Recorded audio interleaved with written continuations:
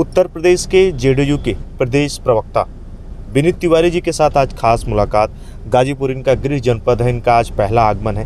विनीत जी, आपका बहुत बहुत स्वागत है।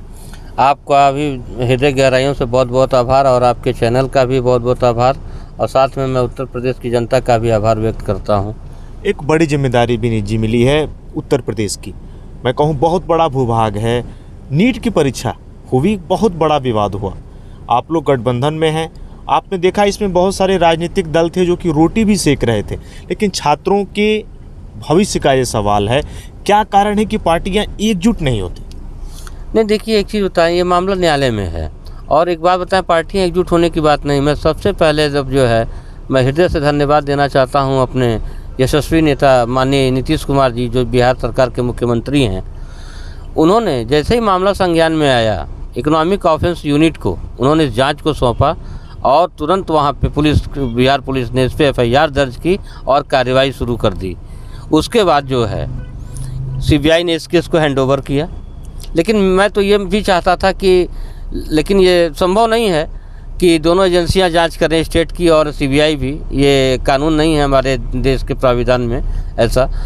तो अब हुआ क्या, देखिए इसमें मामला केवल बिहार ही नहीं है, झारखंड आया, महाराष्ट्र आया, फिर गोधरा आया, ऐसे कई स्टेटों के नाम आ रहे हैं, क्योंकि अभी ये प्रारंभिक जांच चल रही है और मामला न्यायालय में है।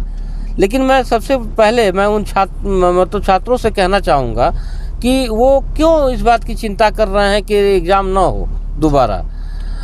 क्योंकि उनका कहना है कि हम बहुत मेहनत किए हैं और मेहनत करके हम पास हुए हैं। जो मेहनत किए हुए छात्र हैं वो एग्ज़ाम से उनको डरना नहीं चाहिए। डरना तो उनको चाहिए ना जिन्होंने नकल की है, जिन्होंने पेपर लीक करवाया है, वो डरें। वो जो मेधावी छात्र हैं, वो जैसे इस बार चुन के आए हैं, वो उस बार भी चुन करके आएंगे। देखिए, अगर विनीत जी मैं आपसे पूछूं, 7 सालों में 70 पेपर लीक हुए, लगातार पेपर लीक होते हैं, इस पर बीजेपी की ही सरकार है, आप लोग गठबंधन में हैं, लेकिन आप लोग चुप्पी साधे रहते हैं। इस पर आप बीजेपी से जवाब नहीं मांगते? नहीं, हम इस पर कहाँ चुप्पी साधे हुए हैं, मामला न्यायालय में है। अभी यदि हम चुप्पी साधे रहते तो हमारे यशस्वी मुख्यमंत्री नीतीश कुमार ने इस बात को सामने आते ही इकोनॉमिक ऑफेंस यूनिट को इसकी जांच नहीं दी होती और सबसे पहली FIR बिहार में दर्ज नहीं हुई होती। तो उसी FIR के दर्ज होने के बाद जब पूछा गया, पता चला कि गोधरा में भी ऐसे हुआ है, महाराष्ट्र में भी हुआ है, झारखंड में भी हुआ है।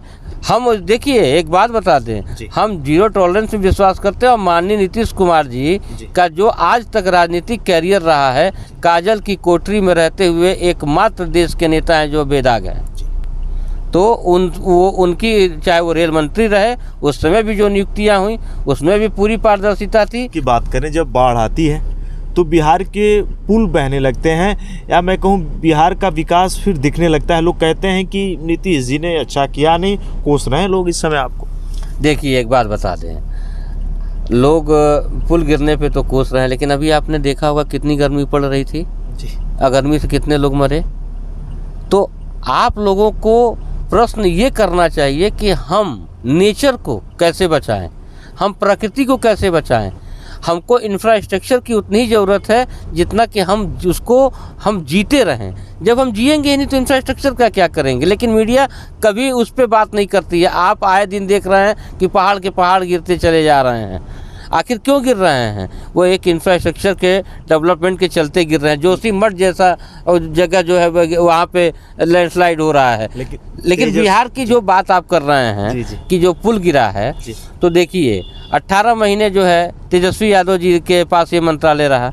कैसा एस्टीमेट उन्होंने बनाया, किस इंजीनियर ठीक हमारे साथ थे, हम ये नहीं कह रहे हमारे साथ नहीं थे। तो उन्होंने कौन से इंजीनियर्स को वहाँ पे रखा और कैसे एस्टीमेट बना, कैसे उसकी ड्राइंग बनी, क्या उसकी बिल ऑफ क्वांटिटी बनी, BOE बनी, उसकी कितने रेशियो में सीमेंट लगेगा, कितनी क्षमता का वो पुल बनेगा।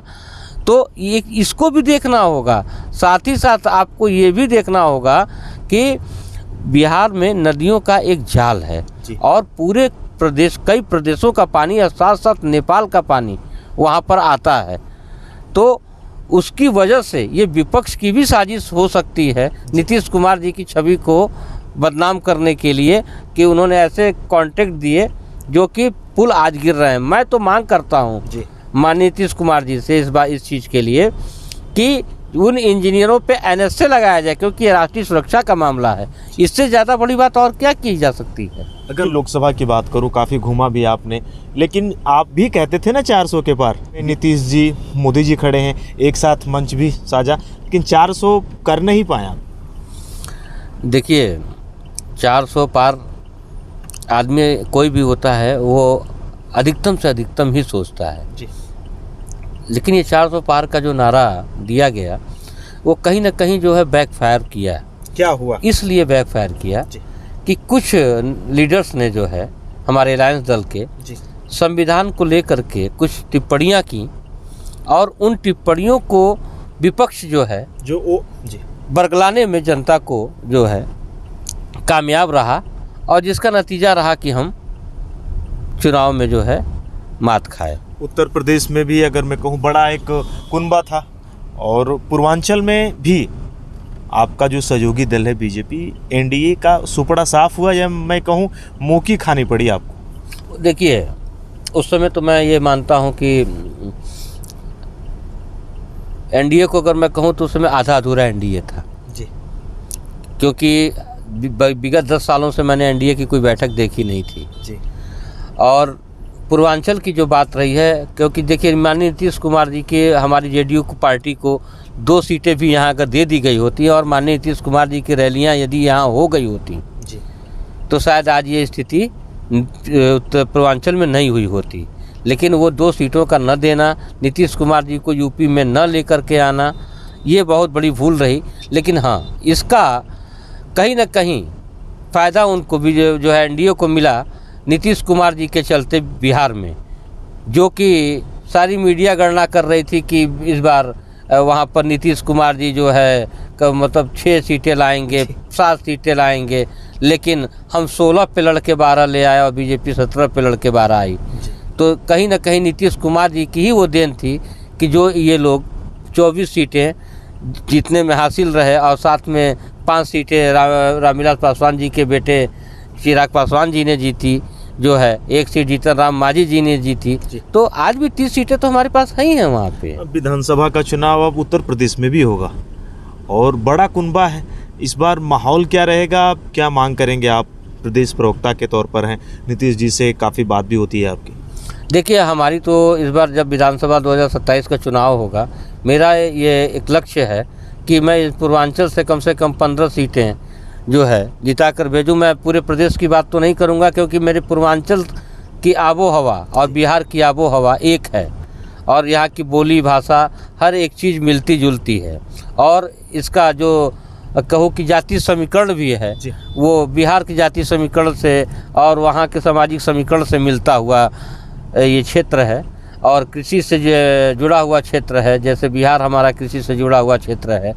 तो इस बार यदि एनडीए गठबंधन के साथ चुनाव लड़ती है और नीतीश कुमार जी को यहाँ प्रतिनिधित्व मिलता है, उनकी पार्टी को सीटें मिलती हैं, तो ये मान के चलिएगा कि हम फिर तीसरी बार योगी आदित्यनाथ जी की सरकार में पूर्ण बहुमत में एनडीए की सरकार बनेगी। हाँ, मैं 1999 से जनता दल यूनाइटेड में हूँ और जनता दल यूनाइटेड में ही रहा, कहीं और नहीं गया, जिसका परिणाम है कि आज मुझे 26 सालों बाद जो है इस पद को दिया गया है, इस पद से नवाजा गया है। इसके लिए मैं माननीय नीतीश कुमार जी का और जेडीयू के पूरे जो मेरा जेडीयू परिवार है उसका हृदय की गहराइयों से आभार भी व्यक्त करता हूँ। अगर मैं आपसे विनीत जी पूछूं, जैसे पूर्वांचल की अगर मैं बात करती हूँ, पूर्वांचल में आप जहाँ भी जाते हैं, लोगों से मिलते हैं, क्या कमी थी बीजेपी यहाँ से हार गई? देखिए बताया तो आपसे हमने कि 400 का नारा पार का नारा, और उस पर कुछ लोगों का संविधान पे बोलना, और नीतीश जी का यहाँ पर प्रतिनिधित्व न होना। बच्चे रेलवे के थे, अप्रेंटिस करते थे, तो एक ऐसा लगता था ना कि यार मैंने अप्रेंटिस तो कर लिया, मेरे दरवाजे खुल चुके हैं। लेकिन सरकार ने पॉलिसी बदली, कुछ परिवर्तन किया, इस पर भी आप मिले हैं, मैं चाहूँगा जरूर जो लोग देख रहे हैं क्या कहेंगे। देखिए मैंने ये सच्चाई है, 2014 से पहले एक जीएम पावर हुआ करती थी, और रेलवे के बच्चे आरटीआई करते हैं, फिर वो रेल से कोई मैकेनिकल से, कोई इंजीनियरिंग से, कोई हर टेक्निकल जो जिस टेक्निकल हैंड से जो है वो स्किल्ड होते हैं, वो डबल स्किल्ड होते हैं। और 2014 से पहले जीएम पावर हुआ करती थी कि जो बच्चे अप्रेंटिस रेलवे से कर लेते थे उनको जो है रेलवे सीधे ज्वाइनिंग लेटर भेजता था और ज्वाइन करा लेता था। लेकिन 2014 से ये चीज़ें जो हैं बंद कर दी गई। और बहुत जब उन्होंने धरना प्रदर्शन और उन लोगों ने बड़ी मांगे की, क्योंकि 200 बच्चे लगभग आत्महत्या कर चुके हैं इस मामले को लेकर के, नौकरी न मिलने के चलते, बेरोजगारी से तंग आ करके। तो उन्होंने मांगे की तो उनको 20% का जो है एक वो दिया गया, वो भी एग्ज़ाम के थ्रू जी। तो उसमें होता क्या था कि जो नए बच्चे थे वो तो सिलेक्ट हो जाते थे, लेकिन पुराने बच्चे आज भी वैसे जैसे तैसे लाखों बच्चे पढ़े हुए हैं, जिसमें 50,000 बच्चे केवल बिहार से हैं, केवल बिहार से हैं। तो मैं नीतीश कुमार जी से मिला था इस बार जी। और रेल अप्रेंटिस के बच्चे भी थे और मैंने उनको पत्रक भी दिया और उनको बताया कि आप खुद रेल मंत्री रहते हुए रेल अप्रेंटिस के बच्चों को आपने नियुक्त किया था, देखा भी था, और हज़ारों बच्चों को नियुक्त किया था, ऐसा नहीं था कि थोड़े मोड़े बच्चों को नियुक्त किया था। तो उन्होंने उस मामले को बड़ी गंभीरता से लिया और उसको हमारे राष्ट्रीय महासचिव आफाक अहमद सर को दिया और उनसे कहा उन्होंने कि इसको हमारे कार्यकारी राष्ट्रीय अध्यक्ष संजय झा जी को उन्होंने पूरी जिम्मेदारी सौंप रखी है दिल्ली की, कि वहाँ पर उनको कैसे समन्वय बैठा करके एनडीए गठबंधन में और अपने कामों को कैसे कराना है। तो उन्होंने उनको दे रखा है। देखिए सत्र 22 से चालू होता है। मुझे पूर्ण विश्वास है कि हमारे कार्यकारी राष्ट्रीय अध्यक्ष जो हैं संजय झा जी एक लर्नेड पर्सन हैं और वो जेएनयू के प्रोडक्ट हैं, तो वो ज़रूर युवाओं की समस्याओं को समझेंगे और जीएम पावर को वो भी समझ रहे हैं कि जीएम पावर का बहाल होना कितना ज़रूरी है, क्योंकि रेल एक ऐसा मतलब विभाग है और उसके अप्रेंटिस किए हुए बच्चे कहीं और जॉब नहीं पा सकते हैं, वो सिर्फ और सिर्फ रेल में ही जॉब पा सकते हैं। इसके लिए मैं जब ये लड़ाई मैं तब तक लड़ूंगा जब तक कि जीएम पावर उनकी बहाल नहीं की जाती या उनको समायोजन करने की कोई अन्य नीति नहीं बनाती सरकार। चर्चाओं का बाजार ये गर्म था जब मोदी जी ने शपथ नहीं ली थी कि क्या जेडीयू अलग हो जाएगी या फिर इंडी गठबंधन में चली जाएगी, लेकिन ऐसा कुछ हुआ नहीं। आप खुले तौर पे आप खड़े हैं एनडीए के साथ, बीजेपी के साथ आप खड़े हैं। आगे और योजनाएं क्या हैं? चुनाव कुछ नज़दीक हैं, कुछ उपचुनाव भी हैं वहाँ पर। देखिए उपचुनाव में हम मांग कर रहे हैं कि हमको सीटें मिलनी चाहिए। अगर हम एनडीए के पार्ट हैं तो बिल्कुल उत्तर प्रदेश में जो उपचुनाव होने हैं उनमें हमको भी जो है हिस्सेदारी हमारी तय होनी चाहिए। ये हमारा शीर्ष नेतृत्व देखेगा। मैं तो एक बहुत छोटा सा सिपाही हूँ, लेकिन हाँ ये हम उत्तर प्रदेश की मांग है कि हमारा भी उसमें प्रतिनिधित्व हो, कि हम भी जो है उसमें पार्टिसिपेट करें और इसमें हम एनडीए को मजबूत करने का काम करें। उत्तर प्रदेश की अगर मैं बात करूं, एक बड़ा कुनबा रहा है, लेकिन किसी भी पार्टी वर्ग की बात हो, गाजीपुर जनपद से आप जुड़े हैं, एक बड़ा पद आपको मिला है प्रदेश प्रवक्ता के तौर पे, तो गाजीपुर जनपद में बहुत सारे मुद्दे हैं जो लोग उठा नहीं पाते। विनीत जी के भी ये दिमाग में है, बहुत सारी चर्चाएं आपसे मेरी पहले भी होती थी, तो आपने कहा कि मैंने गहन अध्ययन किया है और आगे जो भी आपके सहयोगी हैं उन तक ये बातें पहुँचाएँगे। देखिए जैसे यहाँ पर मेडिकल कॉलेज खुला हुआ है जी, वो मोहल्ला क्लिनिक से भी बदतर है, क्योंकि अगर अभी भी किसी को हार्ट अटैक आ जाए तो यहाँ पर कोई समुचित इलाज की व्यवस्था नहीं है। और